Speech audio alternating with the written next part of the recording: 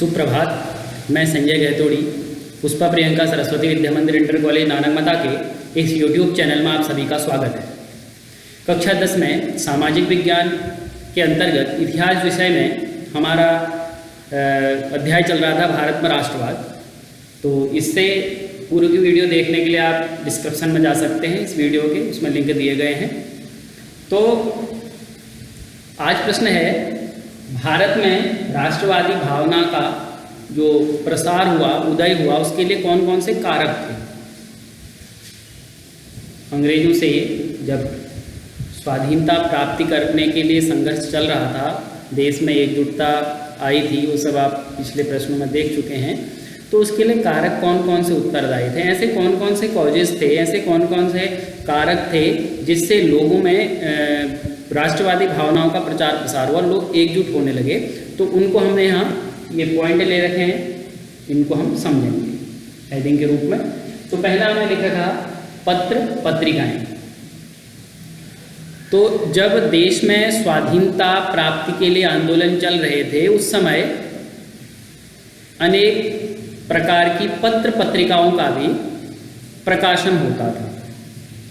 आज़ादी से पूर्व भी बहुत सी पत्र पत्रिकाएं छपती थी। जैसे अभी हम देखते हैं, वर्तमान में देखते हैं, पत्रिकाएं होती हैं, एक समाचार पत्र, दैनिक समाचार पत्र आते हैं, ऐसे साप्ताहिक पत्रिकाएं हैं, एक फिर उसके बाद मासिक पत्रिकाएं हैं। इस तरह से पहले भी पत्रिकाएं छपती थी। तो पत्रिकाओं से क्या होता है, पत्र पत्रिकाओं के माध्यम से हमें जानकारी मिलती है, किसी विषय के बारे में जानकारी मिलती है, या कोई चीज़ हम यदि लोगों तक पहुंचाना चाहते हैं तो उसके लिए पत्र पत्रिकाओं का सहारा लिया जाता है, ताकि सभी लोगों तक, आम से खास सभी तक बात पहुंचाई जा सके। तो स्वाधीनता प्राप्ति के दौरान भी अनेक प्रकार की पत्र पत्रिकाएं छपती थीं। उस समय के जो नेता होते थे, जो जन नेतृत्व करते थे, जो देशभक्त थे, वह अनेक प्रकार की पत्र पत्रिकाओं के माध्यम से ब्रिटिश सरकार के प्रति आक्रोश प्रकट करते थे, और ब्रिटिश सरकार किस प्रकार से जनता पर अत्याचार कर रही है, किस प्रकार से भारतीय लोगों का शोषण हो रहा है, ये सब जानकारियाँ पत्र पत्रिकाओं के माध्यम से सभी लोगों तक पहुँचती थी। जैसे कुछ पत्रिकाओं के नाम, जैसे राजा राम मोहन राय, इन्होंने संवाद कौमुदी का एक प्रकाशन करते थे। ऐसे ही बाल गंगाधर तिलक, राष्ट्रवादी नेता जो थे श्री बाल गंगाधर तिलक, उन्होंने केसरी नामक पत्रिका छापी। ऐसे बहुत सी पत्रिकाएं छापी, और भी हैं, केसरी है, मराठा है, ये बाल गंगाधर तिलक जी के द्वारा प्रकाशित पत्रिकाएं थी। ऐसे ही राजा राम मोहन राय जी के द्वारा मिरातुल है, संवाद कौमुदी है, ऐसे करके पत्र पत्रिकाएं छपती थी। जिसमें क्या होता था कि एक तो सामाजिक एकता के भाव होते थे, राष्ट्रीय एकता के भाव होते थे। तो ये सारी चीज़ें इन पत्र पत्रिकाओं के माध्यम से छपती थी। ऐसे महात्मा गांधी जी की हरिजन पत्रिका जो है, उसके बारे में हमने पूर्व में भी वर्णन किया है। तो पत्र पत्रिकाओं के माध्यम से क्या रहता था, जो देश की आज़ादी को लेकर के जो विचार थे, राष्ट्रभक्ति के जो विचार थे, उनका तीव्र गति से प्रचार प्रसार होता था और सभी लोगों तक वो बात पहुंच जाती थी। उससे क्या रहता था, एक तो देशवासियों में एकजुटता होती थी, दूसरा वह अंग्रेजों के अत्याचारों के खिलाफ आक्रोशित भी रहते थे और उससे वाकिफ भी थे। फिर दूसरा हमने लिखा रंगमंच, अभिनय के माध्यम से, नाटक के माध्यम से। जैसे आज अभी भी आप लोग देखते होंगे, कई जगहों पर रामलीला का मंचन किया जाता है। उसमें क्या होता है, उनकी पौराणिक कथाओं के बारे में जानकारी मिलती है। ऐसे ही रंगमंच के माध्यम से भी राष्ट्रवादी भावनाओं का प्रचार प्रसार हुआ करता था।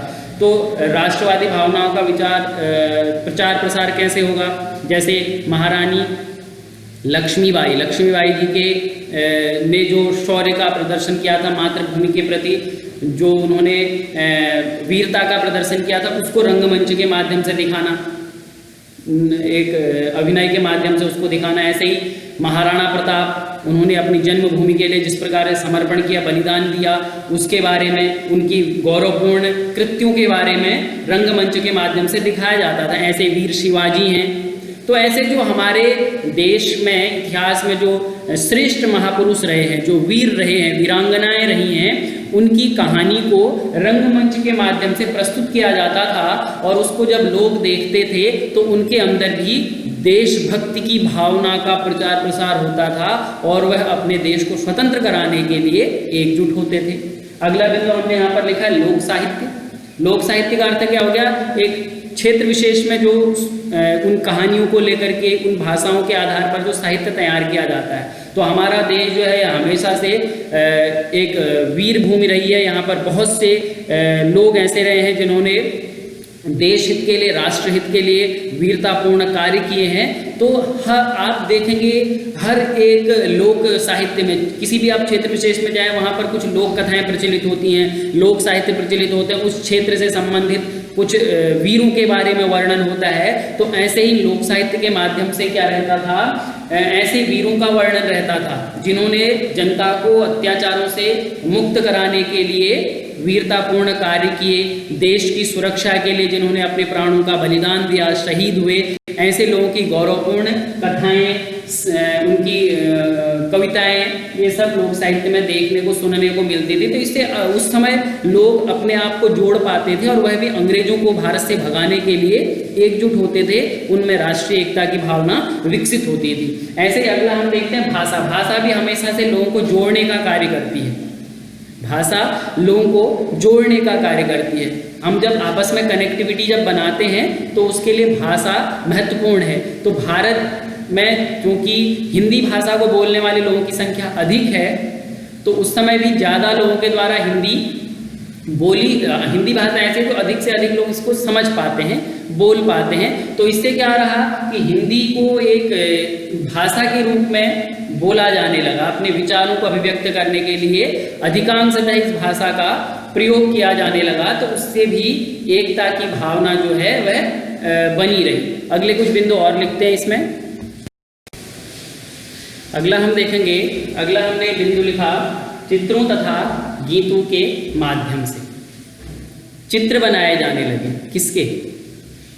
भारत, जो हमारी जन्मभूमि है, हमारी मातृभूमि है, हमारा जो देश है, हमारा जो राष्ट्र है, इसको, देश को एक चित्र के माध्यम से प्रस्तुत किया गया।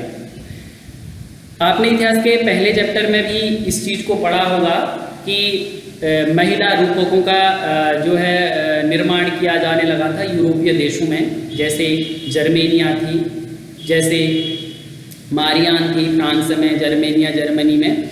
ऐसे ही राष्ट्र को एक रूपक प्रदान किया गया, अर्थात राष्ट्र को एक छवि प्रदान की गई, मनुष्य की छवि प्रदान की गई, एक रूपक दिया गया। तो ऐसा ही भारत में भी हुआ। अब जो हमारा देश है, भारत है, इसको माता के रूप में दिखाया गया, भारत माता का चित्र बनाया गया।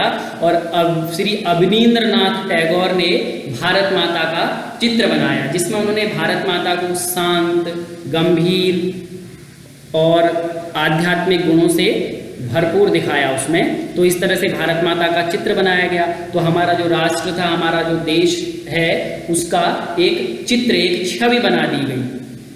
हम कुछ ना कुछ अगर चित्र बनाते हैं किसी चीज़ का, हम एक प्रतीक बना देते हैं, तो उस प्रतीक में हम संबंधित चीज़ के प्रति सम्मान व्यक्त करते हैं, उस चीज़ को महसूस करते हैं। तो ऐसे ही भारत माता का एक चित्र बनाया गया। जो हमारा देश है, हमारा जो राष्ट्र है, इसका एक चित्र बनाया गया, इसको माँ के रूप में दिखाया गया। माँ, भारत माता का एक चित्र बनाया गया अब श्री अवनींद्रनाथ टैगोर के द्वारा। तो अब क्या रहा कि एक प्रतीक हो गया देश का, भारत का, कि ये है भारत, ये हमारी भारत माता है, हमारी मातृभूमि है, इसको हमने स्वतंत्र करना है भारत माता को। आज भी वो चला आ रहा है, आज भी हम भारत माता की जय करके उद्घोष करते हैं। अपने माँ के रूप में हमने उसको राष्ट्र को देखा है अपने। तो इस तरह से चित्रों के माध्यम से भारत माता के चित्र बनाए गए। और दूसरा क्या रहा, गीतों के माध्यम से। तो उस समय स्वतंत्रता प्राप्ति संबंधी गीतों का भी उस समय उनका निर्माण हुआ, गीत बनाए गए। जब अंग्रेजों के खिलाफ आंदोलन किए जाते थे, उनके खिलाफ जब यहाँ पर विरोध प्रदर्शन इत्यादि होते थे, अंग्रेजों को जब यहाँ से भगाने के लिए लोग एकजुट होते थे, अंग्रेजों के खिलाफ जब आक्रोश प्रकट करते थे, तो उन गीतों को गाया जाता था। देशभक्ति से संबंधित गीत, स्वतंत्रता प्राप्ति से संबंधित गीत। ऐसे ही वंदे मातरम का उद्घोष आज भी हम करते हैं। पहले अंग्रेजों के साम्राज्य के खिलाफ चुनौती देने के लिए वंदे मातरम का उद्घोष हुआ करता था। तो वंदे मातरम जैसे गीतों की रचना हुई, भारत माता के जैसे चित्र बनाए गए, ये सारी चीजें, ये चित्र, ये गीत क्या थे, ये राष्ट्रीय भावना को बढ़ाने का काम करते थे, उसको प्रचार प्रसार करने का यह कार्य करते थे, जिससे अधिक से अधिक लोग उसमें एकजुट होते थे। ऐसे हमने एक हेडिंग लिखी है समाज सुधारक। तो भारत में बहुत से समाज सुधारक हुए हैं, अलग अलग कालखंडों में हुए हैं। तो बहुत से समाज सुधारक हुए जिन्होंने क्या किया है, समाज को जोड़ने का काम किया और समाज में जिस भी प्रकार की कोई भी कुरीतियां थी या कुछ बुराइयां थी उनको दूर करने का प्रयास किया है, लोगों को जागरूक करने का प्रयास किया है। तो हम देखते हैं जैसे स्वामी विवेकानंद, विनोबा भावे, महात्मा गांधी, राजा राम मोहन राय, ऐसे डॉक्टर भीमराव अम्बेडकर, ऐसे बहुत से समाज सुधारक भी हुए समाज में, जिन्होंने क्या करा, समाज में, तत्कालीन समाज में जो भी कुरीतियां थी, बुराइयां थी, उनको दूर करने का प्रयास किया। जैसे छुआछूत है उसको दूर करने का प्रयास किया, ये जो पर्दा प्रथा है, सती प्रथा है, ऐसी चीजें जो हमारे भारतीय समाज में ही एक तरह से अलगाव पैदा कर रही थी या एक कुरीति के रूप में थी, उनको दूर करने का प्रयास किया, लोगों को जागरूक किया, उनको एकजुट किया। ये जितने भी महापुरुष हैं इन्होंने हमारे भारतीय समाज को जोड़ने का कार्य किया और उन्होंने ये संदेश दिया कि जब तक हम स्वयं आपस में एकजुट नहीं होंगे तो हम अंग्रेजों को कैसे दूर करेंगे। तो इस प्रकार से इन समाज सुधारकों का योगदान रहा। इनके बातों को सुन करके, इनके विचारों को सुन करके बहुत सारे लोग, हम सब भारतीय एकजुट हुए। तो इन समाज सुधारकों ने समाज को जोड़ने का काम करा, लोगों में राष्ट्रीय एकता की भावना का प्रचार प्रसार किया। तो ये बहुत से ऐसे कारण, ऐसे कारक रहे जिससे भारत में राष्ट्रवादी भावनाओं का, विचारों का प्रचार प्रसार हुआ। ऐसे ही अगला हम इसमें देखते हैं, एक और भी चीजें इससे मैं कर सकते, उत्सव के माध्यम से। उत्सव में क्या होता है, मेले त्योहार आज जब मनाए जाते हैं तो ये क्या करते हैं, ये संदेश देते हैं, कैसे, एकता का संदेश, ये देते हैं भाईचारे का संदेश। जो हम जितने भी उत्सव मनाते हैं, त्योहार मनाते हैं, ये सब जो है एकता का संदेश देते हैं, भाईचारे का संदेश देते हैं, आपसी सौहार्द, प्रेम आदि का संदेश देते हैं। तो ऐसे ही जो अभी गणेश महोत्सव प्राचीन काल से ही चली आ रही प्रथा है, इसको एक बड़े उत्सव के रूप में बनाया गया। इसका श्रेय भी बाल गंगाधर तिलक जी को जाता है, जिन्होंने इसको महाराष्ट्र मुख्य रूप से एक बड़े उत्सव के रूप में मनाने को शुरू करा। 1893 से इसको एक बड़े उत्सव के रूप में मनाया जाता है, जिसमें सभी लोगों की भागीदारी रहती है। कोई एक विशेष वर्ग के लोग या विशेष लोग ही उसमें जुड़े रहे, ऐसा आवश्यक नहीं है, इसमें सब लोगों की भागीदारी सुनिश्चित हुई। तो इस तरह से बहुत से त्योहार भी लोगों को एकजुट करते हैं। जितने हमारे यहाँ पर्व त्योहार मनाए जाते हैं वह लोगों को एकजुट करते हैं। तो इस तरह से उत्सवों के माध्यम से भी लोगों में एकजुटता है। तो इस तरह से हम देखते हैं ये सारे जो कारण रहे, इनसे राष्ट्रीय एकता में वृद्धि हुई।